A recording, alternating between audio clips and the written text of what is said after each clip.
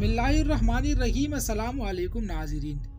جہنم پر خدا تعالیٰ نے تنخو اور مضبوط فرشتے متعین کیے ہیں، نہ وہ کسی پر رحم کریں گے اور نہ ہی کوئی ان کا مقابلہ کر کے بچ سکے گا۔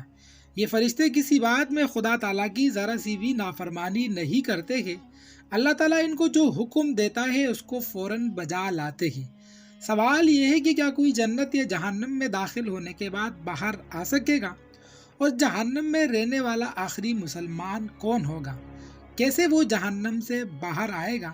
آج کی اس ویڈیو میں مکمل قصہ آپ کے سامنے ڈسکس کریں گے، لیکن آپ سے درخواست ہے کہ اس ویڈیو کو مکمل دیکھیے گا۔ ناظرین، روایات میں آتا ہے کہ ایک مرتبہ اللہ کے نبی صلی اللہ علیہ وسلم صحابہ کرام رضوان اللہ تعالیٰ علیہ مجمعین کی مجلس میں جلوہ افروز تھے کہ ایک شخص اللہ کے رسول صلی اللہ علیہ وسلم کی خدمت میں حاضر ہوا اور عرض کرنے لگا، یا رسول اللہ، کوئی ایسا مومن بھی ہوگا جو جہنم میں رہے گا؟ تو اللہ کے رسول صلی اللہ علیہ وسلم نے ارشاد فرمایا کہ ایک شخص ایسا ہوگا جو جہنم کی گہرائی میں 1000 سال تک رہے گا، اور یہ مومن مسلسل اللہ تبارک و تعالیٰ کو جہنم میں یا حنانو یا منانو کے نام سے پکارتا رہے گا۔ حضور صلی اللہ علیہ وسلم نے فرمایا کہ ایک دن یہ شخص اس قدر بلند آواز سے اللہ تبارک و تعالیٰ کو یا حنانو یا منانو کہہ کر پکارے گا کہ اس کی آواز کو حضرت جبرائیل امین علیہ السلام سن لیں گے، اور جبرائیل امین حیران ہو کر فرمائیں گے کہ یہ کیسی عجیب بات ہے، کوئی مسلسل اللہ تعالیٰ کو یا حنانو یا منانو کے نام سے پکار رہا ہے۔ اس کے بعد حضرت جبرائیل امین اللہ تبارک و تعالیٰ کے عرش کے سامنے حاضر ہوں گے اور اپنے سر کو سجدے میں رکھ کر اللہ تعالیٰ کی تسبیح بیان کریں گے۔ تو اس وقت اللہ تعالیٰ ارشاد فرمائیں گے، اے جبرائیل اپنے سر کو اٹھاؤ۔ جیسے ہی جبرائیل امین اپنے سر کو اٹھائیں گے تو اللہ تبارک و تعالیٰ ارشاد فرمائیں گے کہ اے جبرائیل بتاؤ تم نے کیا عجیب دیکھا؟ تو جبرائیل امین عرض کریں گے کہ یا رب العالمین، آج میں نے جہنم سے ایک عجیب و غریب آواز سنی ہے جو کہ جہنم کے کسی گہرے گڑھے سے آ رہی تھی، اور کوئی پکار رہا تھا یا حنانو یا منانو۔ ناظرین، اس وقت اللہ تبارک و تعالیٰ جبرائیل امین علیہ السلام سے ارشاد فرمائیں گے، اے جبرائیل جہنم کے داروغے کے پاس جاؤ اور اس سے کہو جو بندہ یا حنانو یا منانو کی صدا لگا رہا ہے اسے جہنم سے نکال کر تمہارے حوالے کر دے، اور پھر تم اسے میرے پاس لے آؤ۔ اس کے بعد جبرائیل امین علیہ السلام جہنم کے دروازے پر تشریف لائیں گے اور جہنم کے دروازے پر دستک دیں گے تو جہنم کے داروغہ حضرت مالک باہر آئیں گے اور جبرائیل امین انہیں اللہ تبارک و تعالیٰ کا پیغام سنائیں گے۔ اللہ تبارک و تعالیٰ کا یہ پیغام سن کر جہنم کے داروغہ حضرت مالک جہنم میں اس بندے کو تلاش کرنے کے لیے نکل جائیں گے۔ اس کے بعد اللہ کے رسول صلی اللہ علیہ وسلم نے ارشاد فرمایا کہ جیسے ماں اپنے بچوں کو پہچانتی ہے، ایسے ہی حضرت مالک یعنی جہنم کا داروغہ جہنمیوں کو پہچانتے ہوں گے، لیکن اس کے باوجود حضرت مالک یا حنانو یا منانو کہنے والے شخص کو تلاش نہ کر پائیں گے اور باہر تشریف لے آئیں گے۔ اس وقت جہنم کے داروغہ سے جبرائیل امین علیہ السلام سے عرض کریں گے، اے جبرائیل، جہنم نے گہرا سانس لیا ہے، اسی لیے کون سی چیز کیا ہے اور کہاں ہے اس کی پہچان نہیں ہو رہی ہے۔ چنانچہ یہ بات سن کر جبرائیل امین علیہ السلام دوبارہ اللہ تعالیٰ کی بارگاہ میں حاضر ہوں گے اور اپنے سر کو سجدے میں رکھیں گے اور اللہ تبارک و تعالیٰ کی پاکی بیان کریں گے۔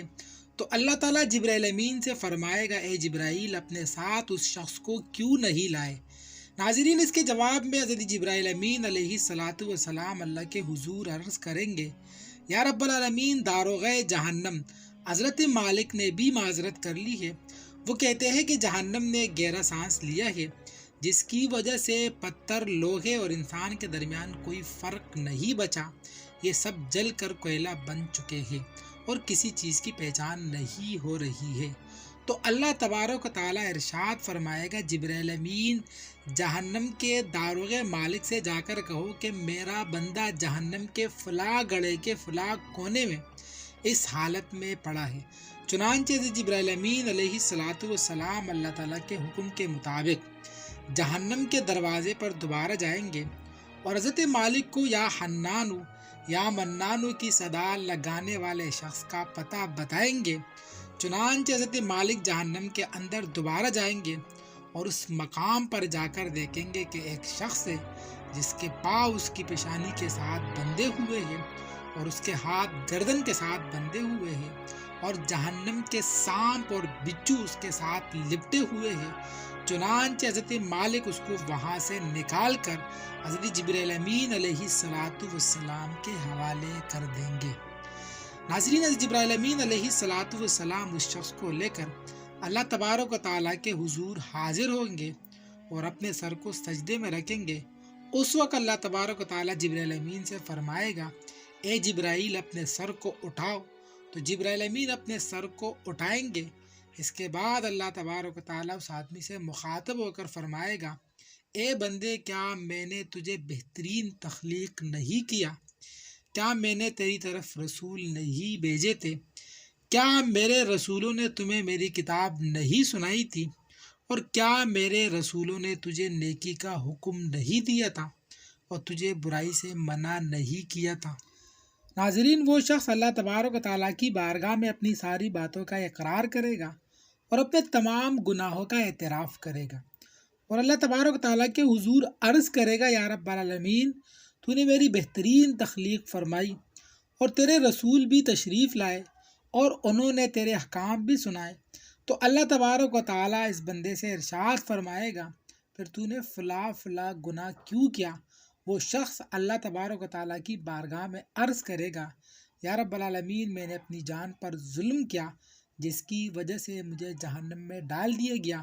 وہ بندہ اللہ تبارک و تعالیٰ کی بارگاہ میں عرض کرے گا، یا رب العالمین، اس کے باوجود بھی میری امید نہیں ٹوٹی، مجھے تیری رحمت سے امید تھی، اس لیے میں تجھے پکار رہا ہوں، اور تو نے مجھ پر اپنا کرم کیا اور مجھے جہنم سے نکال دیا۔ میرے پروردگار، مجھ پر رحم فرما اور مجھے بخش دے۔ اس کے بعد اللہ تبارک و تعالیٰ ارشاد فرمائے گا، اے فرشتوں، گواہ ہو جاؤ، میں نے اس بندے پر رحم کیا اور اس کو بخش دیا۔